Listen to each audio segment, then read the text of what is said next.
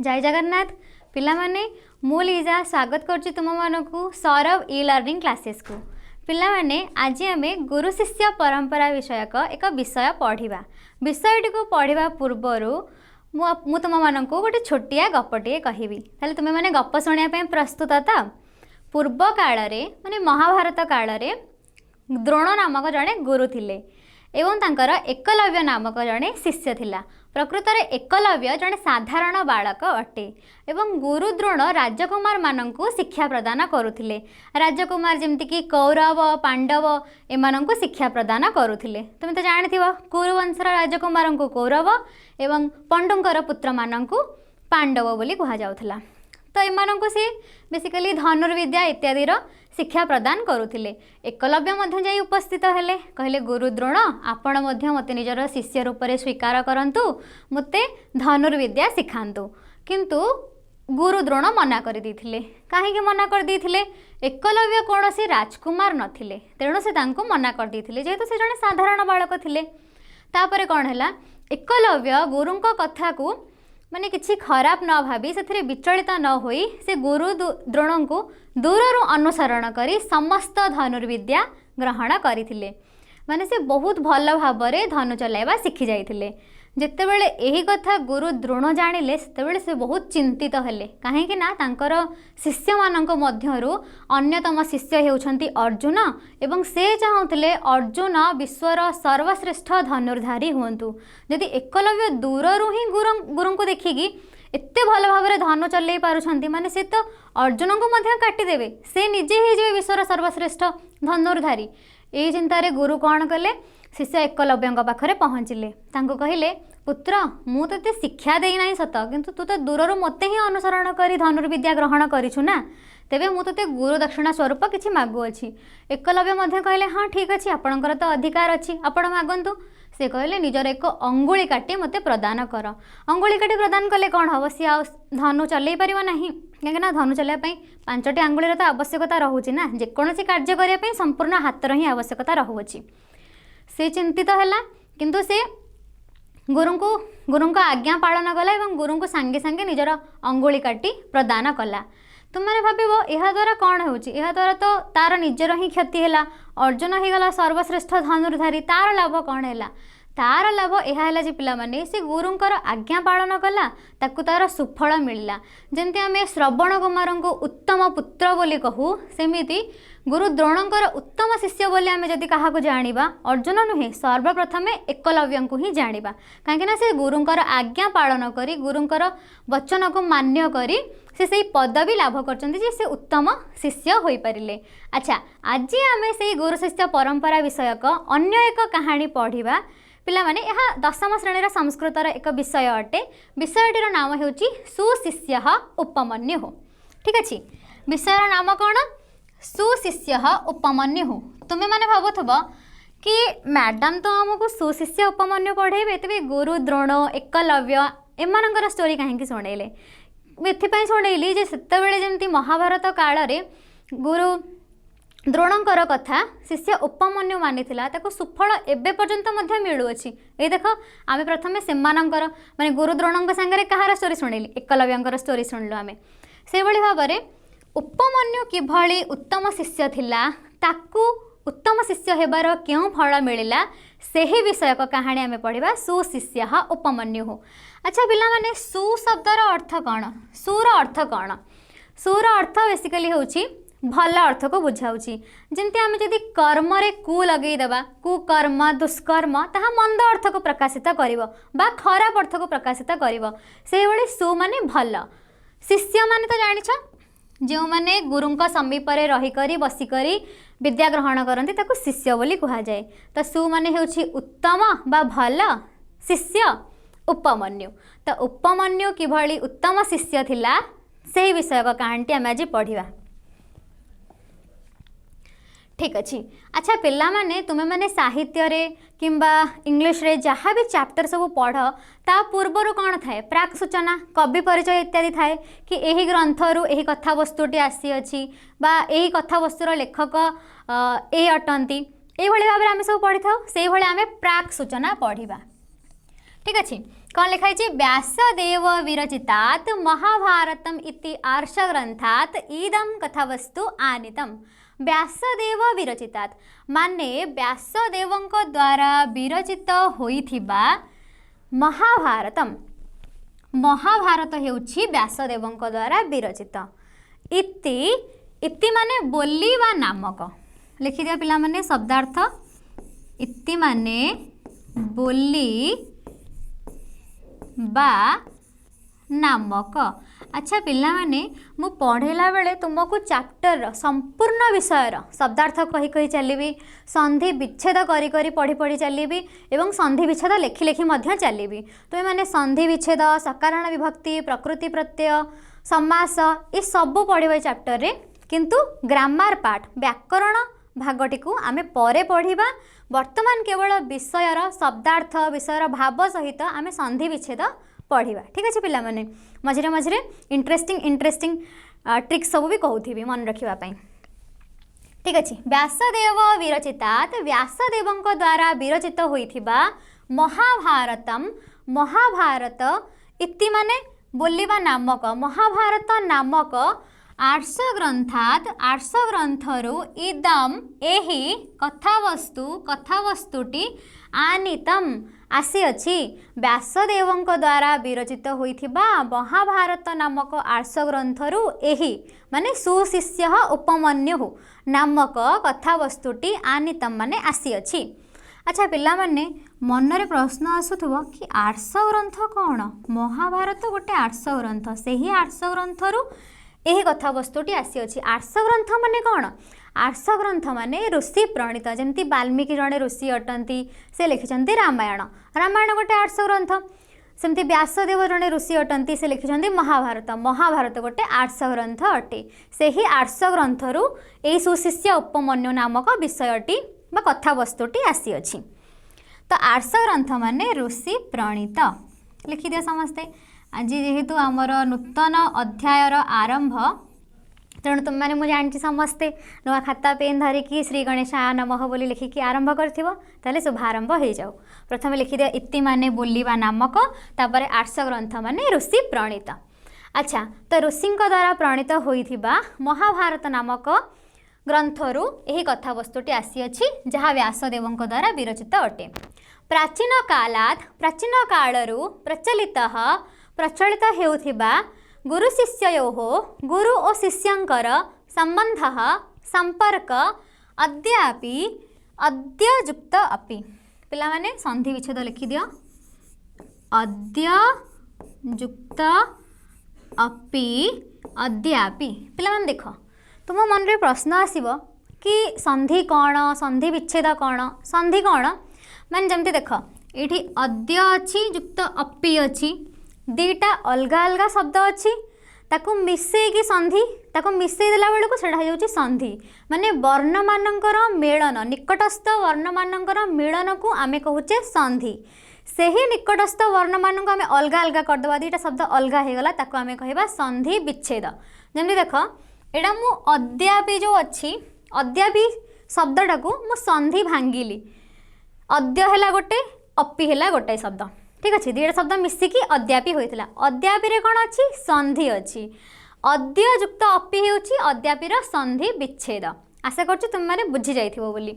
ठीक अच्छे अद्य माने होउछि आजी माने प्राचीन कालरू प्रचलित हेउथिबा गुरु शिष्यंकर संपर्क अद्य माने आजी अपि माने मध्य अनुसरणीय अनुसरणर योग्य अटे। माने प्राचीन कालरू प्रचलित होइथिबा गुरु शिष्यंकर जो संपर्क रहिछि ताहा आमे आज मध्य अनुसरण करिबा काहेकि ना ताहा अनुसरणर योग्य अटे। अनुसरणीय माने अनुसरणर योग्य। आज्ञा गुरुनाम विचारणीया गुरुनाम आज्ञा अविचारणीया। देख पिला माने संधि होइछि एठी लिखि दियो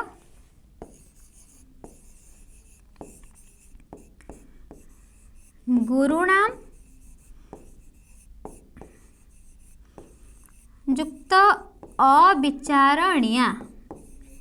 ठीक अच्छे ये म हलंत ये मिसिकरी संपूर्ण म हो जाए। देख जो मटा है संपूर्ण तो सी कौची गुरुनाम टाको आग को नहीं आस गुरुनाम आज्ञा माने गुरु मानकर षष्ठी विभक्ति बहुवचन जमती बालका नाम षष्ठी विभक्ति बहुवचन सेमती षष्ठी विभक्ति बहुवचन होची गुरुनाम आज्ञा गुरु मानकर आज्ञा अविचारणीय न विचारणीय ठीक अच्छे माने बिना विचार रे ग्रहण करवा उचित माने गुरु जदि कौन आज्ञा देले से प्रश्न उठाइबा उचित नुहे बिना विचार आम ताको ग्रहण करवा उचित। इति माने बोली लिखी इति माने बोलिबा नामक नीतिरत्र नीति ही युक्त अत्र नीतिरत्र प्रदर्शिता प्रदर्शित होई अछि पिला माने नीति ही रो जो विसर्ग और अटा मिसिकी र हो जाइए ठीक अच्छे माने गुरुंकर आज्ञा बिना विचार रे ग्रहण करवा उचित बोली नीति एठारे प्रदर्शित होई अछि केउठारे एठारे माने एही विषय रे गुरु भक्ते हे शिष्यस्य निष्ठायाः च सुफलम अस्याम कथायाम अनुभूयते पिला माने पूरा संधि विच्छेद करके ही कहली सुफलम अस्यार सुफलम युक्त अस्याम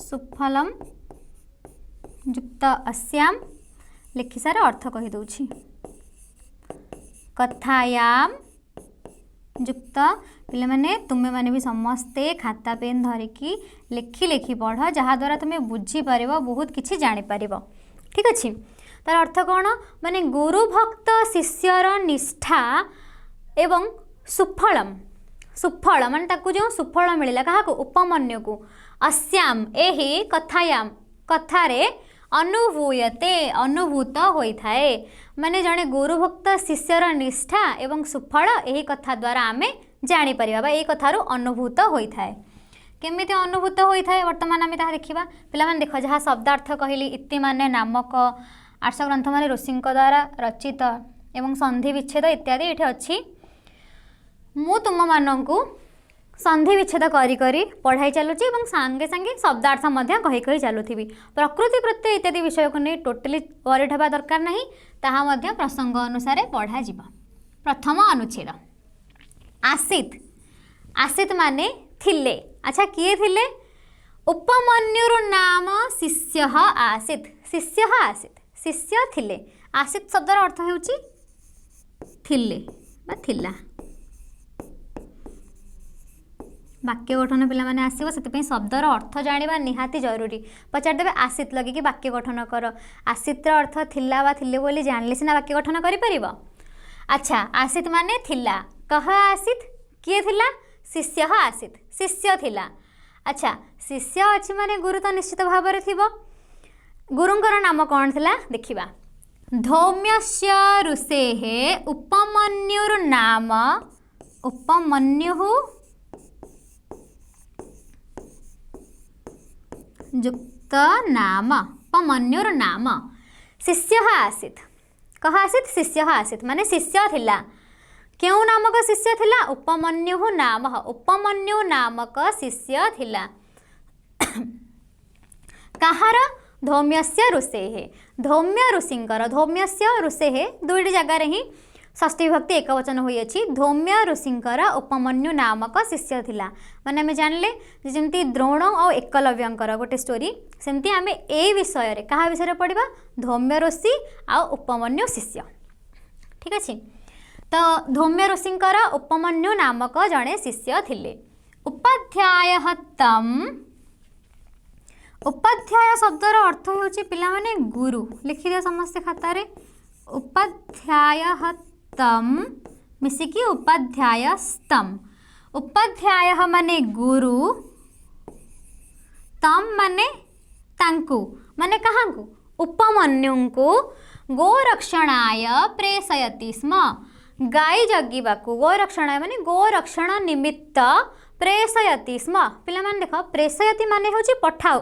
पठाउछंती बा पठाउछि स्म लागिगला माने पठती माने पढ़ुछि पठती स्म करदेले पढ़ुथिला गच्छति माने जाउछि गच्छति स्म करदेले जाउथिला बुझि पारुछ माने स्म लगिगले से शब्दर से क्रियापदर अर्थटी अतीत काल को बुझाऊँगी जमी गच्छति वर्तमान काल रे माने जाऊँगी पठति वर्तमान काल रे माने पढ़ुछि किंतु गच्छति स्म पठति स्म माने पढ़ुथिला जाऊथिला। तो तुम्हें माने मन रख पूरा खातार एमती लिखि दियो स्म कहा को बुझाऊँगी अतीत काल बा भूत काल को। भूत काल माने पिला माने घोस्ट नुहे भूत माने अतीत काल पास्ट टेंस ठीक अच्छे।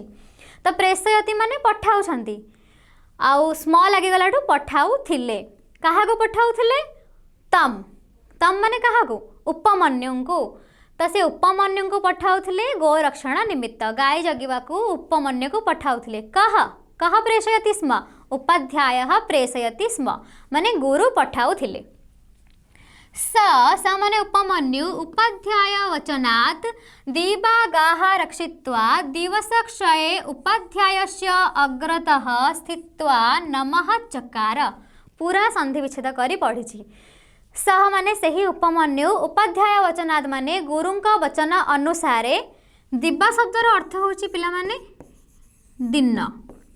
देख पिला माने जमती आम जाने कि पृथ्वी पृथ्वीर अन्य पर्यायवाची शब्द कौन मही सेमती दिवा बा दिनर अन्य पर्यायवाची शब्द मध्य आगु को आसीबो सेगुड़िक सब मध्य तुम अर्थ सह पढ़िले जानि परिबो ठीक अच्छे। सह माने सही उपमन्यु उपाध्याय वचनात् माने गुरुंका वचन अनुसारे दिवा माने दिन रे गाह माने गाई मानंकु रक्षित्व माने रखी दिवस क्षय माने दिन शेष रे उपाध्यायस्य अग्रतः संधि लिखि दियो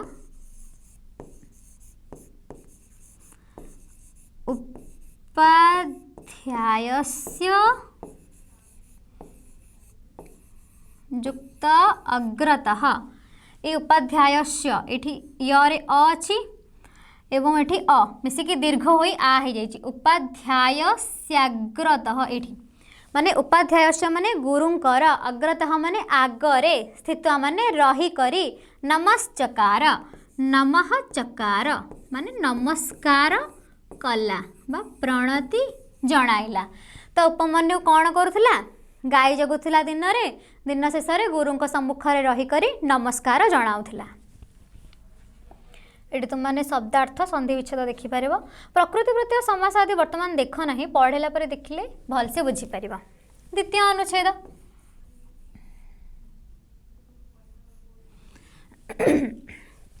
गुरुस्तम गुरुहु तम माने गुरु तांकु काहाकु उपमन्युंकु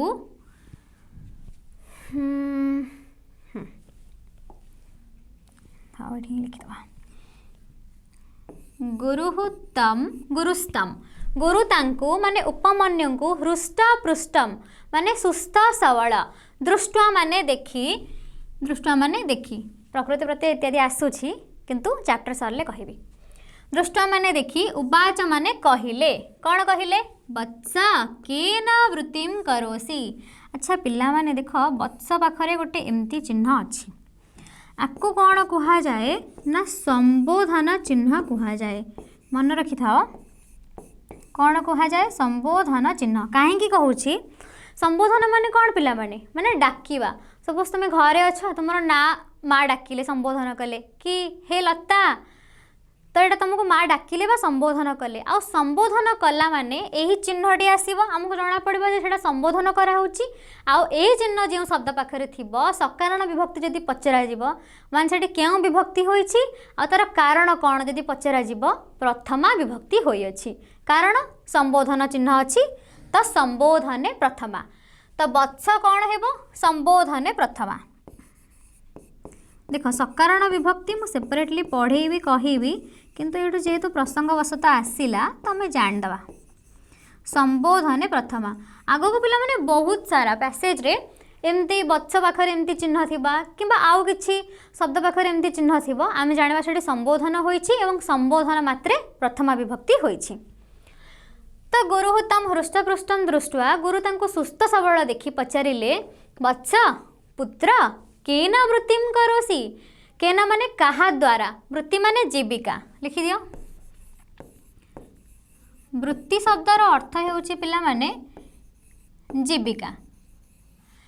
वृत्तिम माने क्यों जीविका को करोसी करुअछ। अच्छा पिला माने केन माने कहा द्वारा ठीक अच्छे माने कहा द्वारा जीविका निर्वाह करुअछ मेनली किभली पेट पोषुअछ ठीक अच्छे। तो उपमन्यु कौन प्रत्युत्तर देला देखिबा। उपमन्यु गुरुम प्रत्यवादित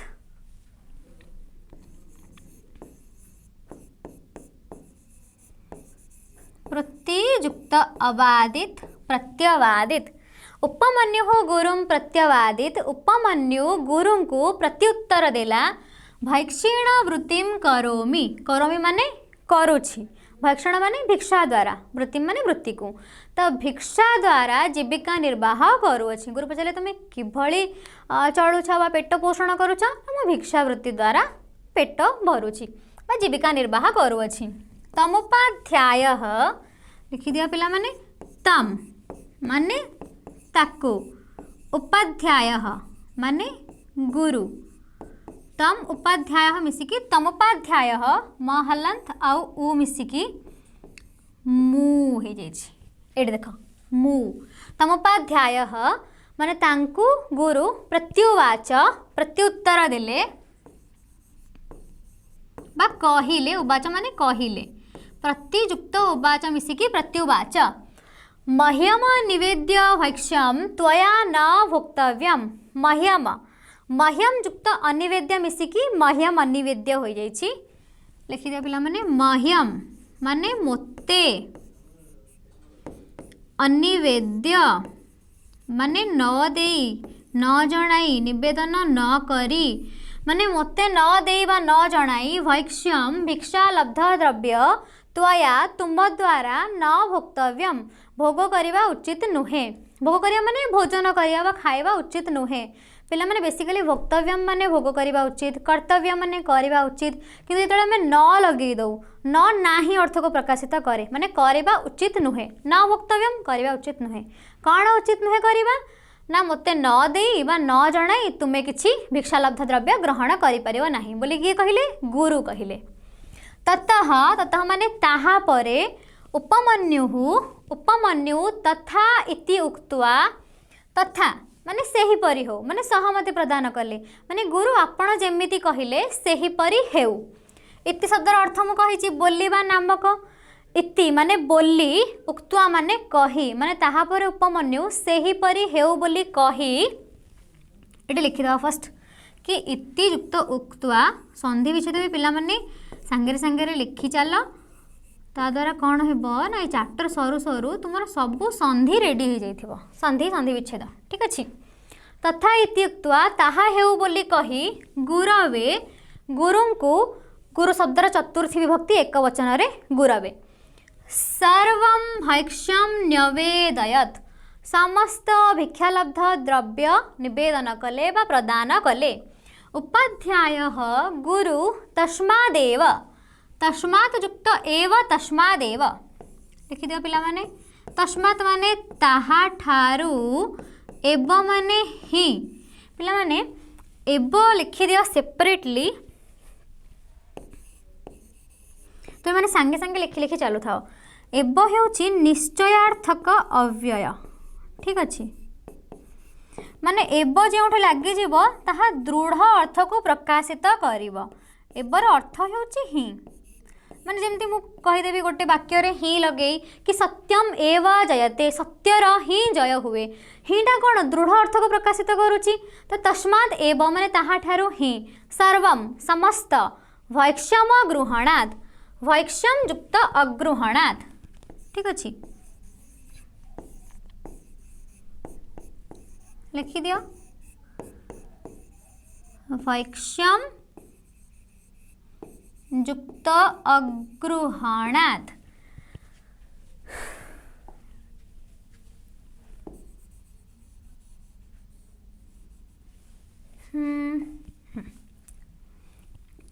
संधि सब लिखि लिखि चलु थाओ विषय सरला बेड़ को हाथ में सबकि संधि रेडी हो जाइथिबो माने ताहा ठारू ही समस्त भैक्ष्यम माने भिक्षा अगृहणात् माने ग्रहण कले कहा ठारू उपमन्यु ठारू। तापर देखिबा कौन हैला एठी शब्दार्थ संधि विच्छेद अच्छी देखुथिबो तृतीय अनुच्छेद अथा अन्येद्युः अथ युक्त अन्येद्युः अथान्येद्युः संधि हेछि लिखि दियो अथ माने एहा परे अन्येद्युः माने अन्य एक दिन रे एहा परे अन्य एक दिन रे कौन हैला देखिबा सह माने से माने उपमन्यु अहनि पिला माने देख शब्दटी हेउची अहन अहन शब्दर अर्थ कौन दिन आ पूर्वर कही जे पर्यायवाची शब्द मध्य आसीबो जेमति पृथ्वीर मही धरा इत्यादि हम ताको कहि थाउ मर्त्यपुर सेही भली भाबरे जेमति दिब्बा थिला दिन शब्दर अर्थ कौन माने दिब्बा संस्कृत रे आमे ताको दिब्बा बोली कहूचे सेमति अहन माने मध्य दिन अहन रो सप्तमी विभक्ति एक वचन रूप हेउछि अहनि देख पिला माने एठु सात लिखिली सात कहा को रिप्रेजेंट करूछि सप्तमी विभक्ति को एक रिप्रेजेंट करूछि एक वचन को ठीक अछि अहनि माने दिन रे ठीक अछि तो अहन शब्दर अर्थ होछि दिन अथा अन्यद्युः एहा परे अन्य एक दिन रे सह माने उपमन्यु अहनि गाहा रक्षित्वा दिन रे गाहा माने गाय मानंकु रक्षित्वा माने रखी पिला माने देख प्रकृति प्रत्यय कहिबी संपूर्ण भाव में आम केवल प्रकृति प्रत्यय ही पढ़ा नेक्स्ट क्लास रे चैप्टर सरी जीव प्रकृति प्रत्यय सकारान्त विभक्ति इत्यादि पढ़ा तथापि ये कहीदे रक्षरु रक्ष धातुरु त्वा होई रक्षित्वा हेछि रक्ष होछि धातु त्वा हेछि प्रत्यय ठीक अच्छे त्वा प्रत्यय को जानिबार मु कहितली कि ट्रिक कहबी इजी ट्रिक होछि कि यदि लास्ट वा शुभा जाउथबा जेमति कि गत्वा पठित्वा श्रुत्वा नित्वा बारयित्वा धारयित्वा इत्यादि जहाँ भी लास्ट वा शुभा जीव ब्रैकेट रे लिखुची वा शुभा जीव किंतु से प्रकृत रे हेउची क्त्वा क आउ त कटि गले लास्ट रे कोन रहइबो वा तो रक्षित्वा रे क्त्वा प्रत्यय लागि अछि प्रकृति प्रत्यय माने कोन प्रकृति माने हेउची धातु एटा प्रसंग बड़ा हे जीव सेति पई कहितली कि एबे आमे केवल विषय पढ़िबा तापरे सब जानिबा तो रक्षित्व माने रखी निशा मुखे माने संध्या बेले माने राति होई आसंते माने कोन संध्या बेले निशा माने रात्रि गुरोः पुरातः गुरुंकर आगरे आ पूर्व थिला उपाध्यायस्य अग्रतः माने उपाध्याय माने गुरुंकर आगरे सेमति गुरोः पुरातः माने आगरे बा सम्मुखरे स्थित्वा रही करी ये देख पिला माने आ गोटे आसीगला स्था धातुरु जिते बळे आमे त्वा प्रत्यय करिबा सेते बळे स्थित्वा हेबो लास्ट रे वा शोभा जाउछि ना नहीं स्थित्वा रे तो त्वा प्रत्यय अछि जेउठी वा शोभा जीव लास्ट रे जान जीव त्वा प्रत्यय एटा होछि ट्रिक तो स्थित्वा माने रही करी नमश्चकार नमः युक्त चकार माने नमस्कार कले माने से सेही भली भाबरे दिन रे गाय जगुथिले दिन शेष रे गुरुंकर सम्मुखरे रही करी प्रणति जणाउथिले के उपमन्यु तमोपाध्यायः तथापि हृष्टपृष्टं दृष्ट्वा उवाच फर्स्ट संधि देखिदबा तमुपाध्यायः तम युक्त उपाध्यायः तम माने तांकु उपाध्याय माने गुरु तथापि तथा युक्त अपि तथार आ अपिर अ मिसिकी दीर्घ होइकी तथापि तथापि माने मध्य तथापि मध्य हृष्टपृष्टम माने सुस्थ सबल दृष्ट्वा देखी उवाच कहिले कौन कहिले केन इदानीं वृत्तिं करोसि इदानीं शब्दर अर्थ हेउछि वर्तमान माने वर्तमान केन कहा द्वारा वृत्तिं करोसि वृत्ति करुअछ पिला माने देखो एटी त्वम बोली किछि अछि कि वाक्य रे कि त्वम किछि अछि नाही किंतु करोसि अछि माने करूछ तो करूछ कहिला माने आमे कोन बुझिबा कि तुमे करूछ तुमे वर्तमान क्यों वृत्ति करूछ मु आसिले तो करूछि आसी जीव ना मु एही वृत्ति करूअछि बा करूछि जेहेतु करोसि अछि एटी कर्तृपद आपे ही जणा पड़ जाउछि कि त्वम तुमे माने जेतेबेले धातु रूप मुखस्थ करिवो शब्द रूप मुखस्थ करिवो वाक्य गठन रे ताहा व्यवहार करा जीवो जे त्वम पाखरे करोसि लागिवो अहम पाखरे करोमि लागिवो ए सब वाक्य गठन वाक्य रचना तुम मानकु सिखाइबी वर्तमान देख करोसी माने करुअछ केन कहा द्वारा इदानीम माने वर्तमान माने तुम्हें वर्तमान केउ जीविका निर्वाह करुअछ। उपमन्यु कौन कहले देखिबा उपमन्यु उपाध्यायं प्रत्यभासत प्रतियुक्त अभासत माने उत्तर देले बा कहिले कौन कहले देखिबा कौन वृत्ति से करूछंती भवते पूर्वं भैक्ष्यं निवेद्य अपरं चरामि भवते माने आपणंकु पूर्वं माने पूर्व भैक्ष्यं माने भिक्षा लब्ध द्रव्य निवेद्य प्रदान करी अपरम चरामि अन्यटिकु चरामि माने खाऊअछि माने प्रथमे भिक्षा करुछि ताहा आपणको प्रदान करुछि द्वितीय थर पुणी भिक्षा करुछि ताहा मु निजे ग्रहण करुअछि तेन वृत्तिम करोमि सेही वृत्ति ही करुअछि। देख पिला माने एडी अहम रो प्रयोग है नहीं अहम तेन वृत्तिम करोमि पूरा लेखा जाई नहीं खाली लेखा छी सेही वृत्ति करुछि करुछि माने कोन अर्थ आसुछि मु करुछि करुछ माने तुमे करुछ तामे एमती बुझी परिबा तेन वृत्तिम करोमि माने सेही भिक्षा वृत्ति ही मु करुअछि। देखिबा वर्तमान गुरु कौन कहिबे से जेहेतु पुणी हृष्टपृष्ठ देखा जाउछि एवं गुरु पचारे कौन तमे जीविका करुछ ना सेही भिक्षा वृत्ति ही करुछि। देखिबा गुरु कौन कहउछंती चतुर्थ अनुच्छेद तम गुरुः प्रत्यावदत् प्रति युक्त अवदत् प्रत्यावदत् नैतत् न्यायम प्रत्यावदत् माने कहिले वा प्रत्युत्तर देले नैतत् न युक्त एतत् न माने नाही एतत् माने एहा एहा नुहे एहा कौन नुहे न्यायम न एतत् न्यायम एहा न्याय संगत नुहे एहा न्याययुक्त नुहे कौन न्याययुक्त नुहे एतत् माने कहा को बुझाउछि माने तुम्हें जो बारंबार भिक्षाटन करुच ताहा न्याय संगत नुहे बोली गुरु उपमन्यु को कहिले काहींकी एतेन माने एहा द्वारा अन्येषां भैक्ष्योपजीविनां वृत्त्योपरोधं करोसि। देख पिला माने त्वम रो प्रयोग होई नाही किंतु करोसि आसुची माने त्वम करोसि एतेन त्वम अन्येषां भैक्ष्योपजीविनां वृत्त्योपरोधं करोसि। टोटली डरब नहीं कि जहाँ भी तुम डाउट आसो मन में क्वेश्चन आसो कमेंट सेक्शन में पचारि पार एतेन माने एहा द्वारा माने तुम जो बारंबार भिक्षावृत्ति करुच ताहा द्वारा अन्येषां अन्य भैक्ष्योपजीविनां ये संधि अच्छे लिखि दियो भैक्ष्य युक्त उपजीविनां देखला पिला माने वर्तमान जे हमर केते संधि सब चलिलाणी संधि विच्छेद लिखि लिखि भैक्ष्य युक्त उपजीविनां भैक्ष्य मान तो जानिच कि भिक्षा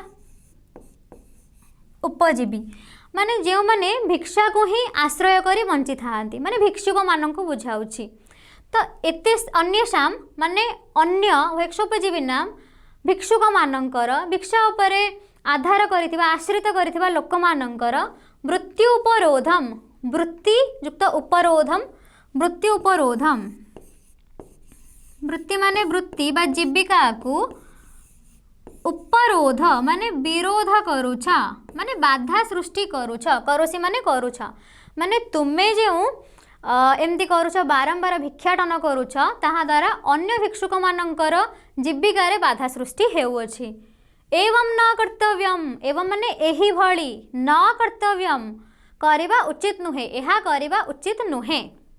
ठीक अछि।